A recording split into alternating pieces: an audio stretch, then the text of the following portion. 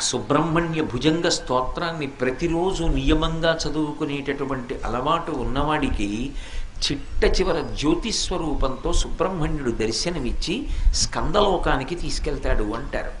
అంత శక్తివంతమైనటువంటి సుబ్రహ్మణ్య భుజంగాన్ని తిరుచెందూరు అని సముద్రపుట్టున ద్రవిడ దేశంలో ఉంది క్షేత్రం. ఆ తిరుచెందూరులో కూర్చుని శంకరాచార్యులు వారు రచన చేశారు. ఆయన ఆ స్తోత్రాన్ని రచన చేసేటప్పుడు మొట్టమొదట విఘ్నేశ్వరుణ్ణి ప్రార్థన చేశారు. ఆ ప్రార్థన చేస్తూ బహు చిన్న శ్లోకాన్ని ఒకదాన్ని ఇచ్చారు.